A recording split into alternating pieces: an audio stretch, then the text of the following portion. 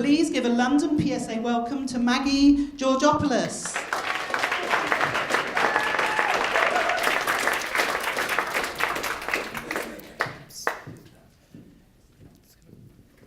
There I was, sitting at the head of the table, 10 sets of eyes staring back at me, and that one tiny cold bead of sweat rolling down my back.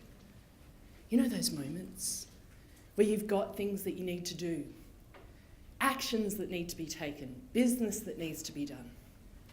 But what those 10 sets of eyes didn't know is I had a secret. And that secret was that only 3 days before, I'd attempted to commit suicide. Now, I'm not here today to talk to you about me trying to take my life. What I'm here to talk to you about is mental health, because we all have it. We hate hearing the words, and just quickly, for all of those grammaphobes in the room, I know that saying mental health is not a dirty word is technically, grammatically incorrect, but I don't care, all right? I am a cheeky Aussie, and this cheeky Aussie is telling you that's what it is, okay? But what I want to talk to you about is a bit about my journey. So I told you about that boardroom.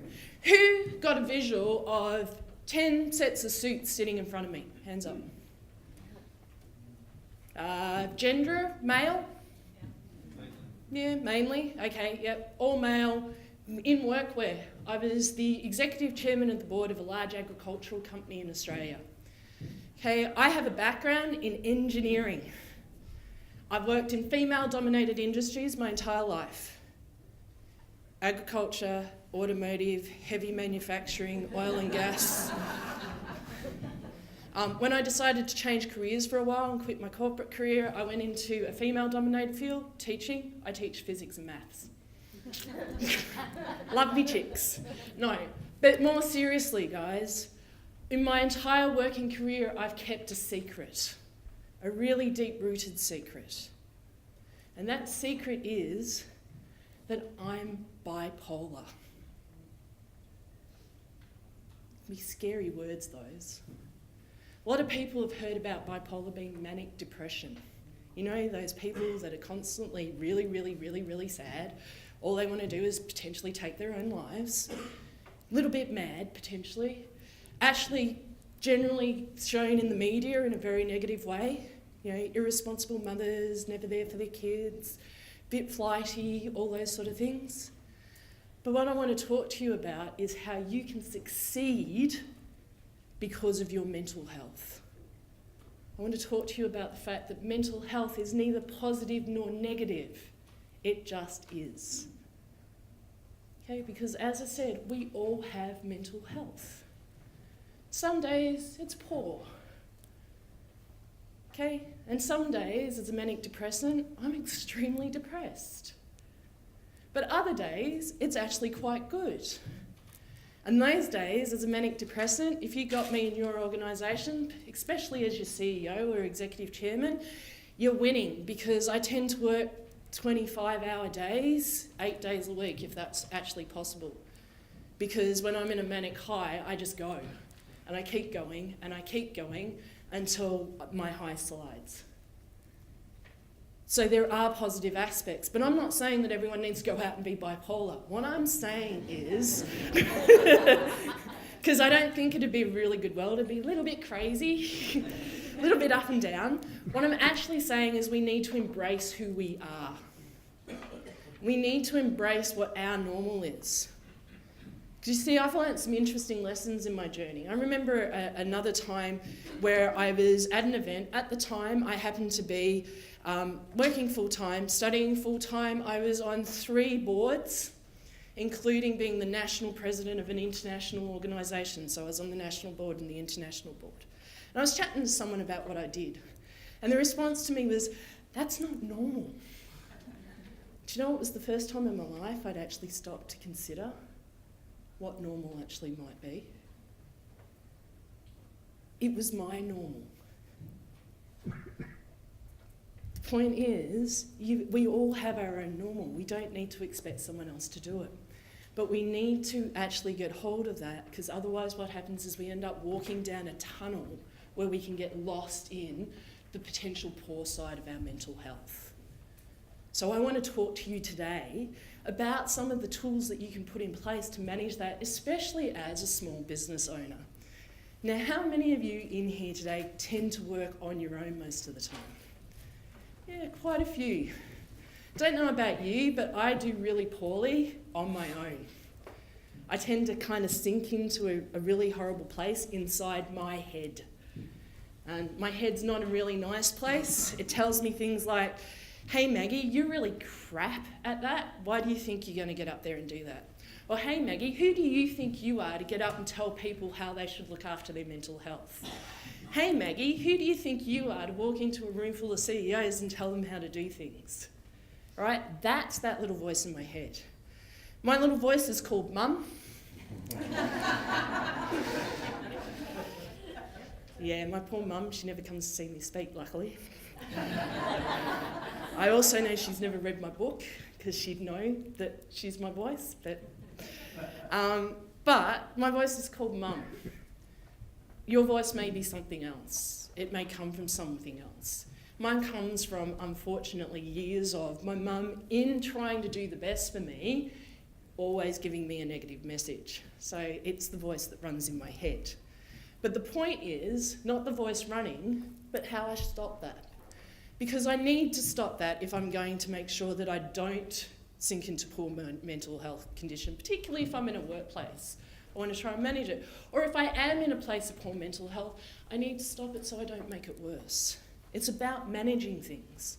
It's not about pretending they don't exist. So I do actually have some worksheets in front of you. These lovely little things. And even though we don't have a lot of time, so I'm going to draw your attention to it, but I'm not going to get you to do this activity right at the moment. So the first activity I've got there is the voices in your head. One of the things I often get people to do is to start to think about it, because I don't know anybody yet who has never had a little negative voice pop into their head at some stage. Maybe one of those psychopaths, but I haven't talked to a lot of them lately. Right? Point is, I often get people to do, maybe for a day, have a little notebook or a piece of paper with them, and every time that voice pops into their head, write it down. Part of the reason I ask you to do that is because one of the things that we do is we don't know how to counter the voices because we don't really know why the voices are there. Okay, and those voices can actually impact more heavily on the other things that are going on around us if we're not dealing with them. So one of the ways to deal with them is to get to know them. So the reason I know that I've got the little voice that says, who do you think you are, is because I've stopped and listened to it. And then the reason why I know it's my mum's voice and there's something in it is because I've sat down and thought about why that voice is popping up. And then what I do, and what I get you to do, is I sit down and I list all the reasons why that voice is wrong. I make myself do that. I take the time and I make myself do that. And the reason for that is because it then allows me to see my achievements, not just my voice. And ironically, this actually came from a former business owner. As I said, I was actually the executive chairman of his company at the time. And he was used to farmers, so people who were clocked in at a certain time, did their job, clocked out at a certain time. I was managing all his sites, so I was travelling across 2 states in Australia, which is kind of like travelling across Europe and the UK, even though it was only a small area. And I was often on, I would often get up at 5 o'clock in the morning, start at one site, and by 3 a.m. the next morning I'd book into a hotel on my way to the 4th site. He didn't see that though. All he saw was that I wasn't necessarily in his office on a clock-in, clock-out basis. So he was the first person who said, well, I think you're taking too much time off. Just to put it in perspective, at the time I took a 2-week holiday. I was in the Tiger Leaping Gorge in China, and every single day I was on that holiday, I was on the phone for at least 2 hours dealing with something back at the office for them. But I sat down and I wrote out everything I'd done for the company since the day I joined, and I did it so that I could actually, 1, feel better about myself, because comments like that put you in a bad place, don't they? All right? I did it so I could feel better about myself, but also so I had solid, practical arguments to go back to him with what I was actually doing in the organisation, even though he couldn't see it. Now, the second thing I want to actually look at is the fact that we often don't talk about our mental health. So we will keep it a secret. And I'm going to be very honest with you all. Up until 3 years ago, I was brilliant at keeping the fact that I have a mental health condition, one that's not curable, from the entire world. I wrote a book all about being a female in leadership, and one of the chapters was on mental health. I gave this to my best friend because she's a linguist, really good with her language stuff. This annoys the hell out of her. To read over it and give me some feedback from an editing perspective. And she read the chapter on mental health. And partway through it, she kind of looks up at me because I was sitting in the corner reading another book and says, "I didn't know you had bipolar." This was my best friend. She had also spent 10 years of our friendship struggling with chronic depression, and not once had I told her that I'd spent a life living with a mental health disorder. I've become so good at keeping it a secret. Now, the problem with keeping something like that a secret is what happens in here shows up here. Okay? We got a few people in this room who'd be able to tell you about how your mental health potentially affects your physical health. We've got a few people who do wonderful things that help your physical health, like the wonderful Julie at the front here. The point is, the more it stayed in here, the more it showed out here.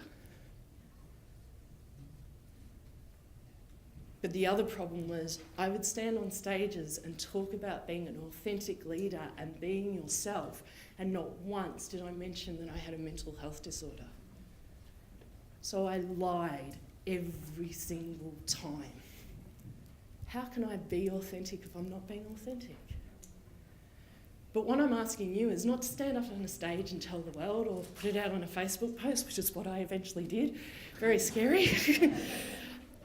What I'm asking you is to know who you can speak to. Because the thing that happens is when we're in a period of poor mental health, so if we're in a major anxiety episode, a major depressive episode, we might be caught in a nightmare of some description, whatever it is that affects your mental health, it is really hard to think. Really hard. So I ask people to regularly do an exercise to think about who it is they can talk to openly and honestly and not be judged about their mental health. And I ask you, as people who spend a lot of time on your own, to really think about it. Because it's a little bit hard to list 5 people in your workplace for a few of you, because you don't have 5 people in your workplace. If you're like me, there's you, kind of. Because there are days where you feel like you're not necessarily in your workplace either. And apparently talking to yourself doesn't count as talking to somebody, but hey-ho. But the point is, when you get the time, I would like you to stop and have a think. So I am going to get you to do this right now. I'm going to give you 30 seconds. I want you to think of at least one person in your life that you could pick up the phone or go to their front door at any time of the day or night and speak to them about how you were feeling mentally. Off you go. 30 seconds, ladies and gents.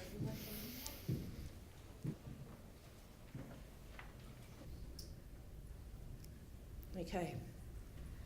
One of the things I find when I do this exercise is often there's at least one person in the room who can't think of anybody. Don't know about you, but the people on my list, most of them live in Australia. Any time of the day or night really becomes literal, particularly considering the middle of the day is often the middle of the night. But the point I'm trying to make here is part of the reason I want you to regularly do this exercise is because, as I said, if you are in the middle of a really, really bad round of mental health, what your brain is probably going to be telling you is that nobody understands, nobody cares, and nobody wants to hear your shit. Okay? Yeah, I'm blunt. You need to make sure you keep that handy. Whether it's handy up in here or you keep it on a little piece of paper in your wallet, constantly recheck in on who it is you would go to speak to, because it will help you. And I'll tell you, I've been managing my health for a long time because I was first diagnosed at 17 and I still forget. And you see, this is the final thing that I want to talk to you about, because if you forget about that, it impacts your business. Now, some people recently may have read one of the blogs I've written recently as a result of a challenge of the same said woman at the front of this room again. She was being really nasty to me, I promise you. So I wrote a blog about my current situation with my business. I've been running my business for 15 years. I've come out of corporate Australia where I led large organisations, where I was often one of very few females that were in the organisation, full stop. My business has run successfully for 15 years. 6 months ago, it failed. In the midst of that failure, I was dealing with back injury from 20 years ago that's damaged 6 discs in my back, which is part of the reason one of the fun activities I do is use the Fat Girl's Guide to Running. And the medication they put me on to try and deal with the latest degradation of that damage. The downside of that medication, ladies and gentlemen, is it affected my bipolar disorder. All right, so unfortunately for me, November of last year was suicide attempt number 4, ladies and gentlemen. But that's not the point. The point is, in the midst of it, I forgot that I've got people I can speak to. In the midst of it, I actually damaged my business. I'm a big part of the reason it failed. I can sit here and talk about the horrible B word that affects me because I'm a Greek Aussie, but that's not the reason it failed. I could sit here and talk about my IP being stolen, but that's not what it failed. It failed because I didn't talk to anyone. And that's what's happening in businesses around the world. We're losing something like 15 million days to work. We're losing 70 billion pounds in lost productivity in our organisations. The government invests 70 billion pounds in mental health. What does that tell you about where we're at? All of that is happening is because we're not willing to open up and share. And we don't open up and share because the culture around mental health is still very much of, oh, I'm really sorry you're feeling sad today, sweetie. Do you know what? Go home, have a really nice early night, have a good cup of tea, and come back in the morning feeling better. And before you think I'm being facetious, I actually watched a manager tell somebody in the workplace exactly that while they were in the midst of a nervous breakdown. It can happen, it will happen, and the best way that we can deal with it is by doing a few things. 1, as small business owners, or if we have a large company, it doesn't matter. We need to create a culture around mental health that means that we talk about it. We talk about it when it's good, and today I've got good mental health. I'm having fun, guys.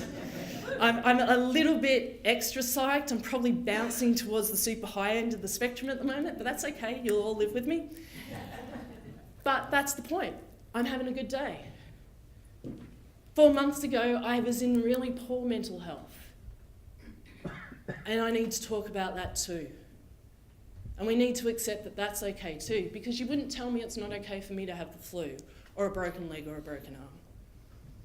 So ladies and gentlemen, here's what I want you to do today. When you walk out of this room, I want you to think about who it is you can speak to about your mental health.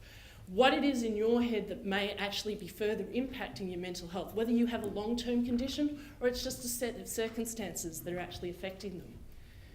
And also, what that impact is on the businesses you deal with or within your business, and how you can actually set things up to make sure that it doesn't continue to happen. But most of all, I want you to take steps to help change the culture around how we deal with, see, and look at mental health. Because at the end of the day, ladies and gentlemen, mental health is not a dirty word. Thank you.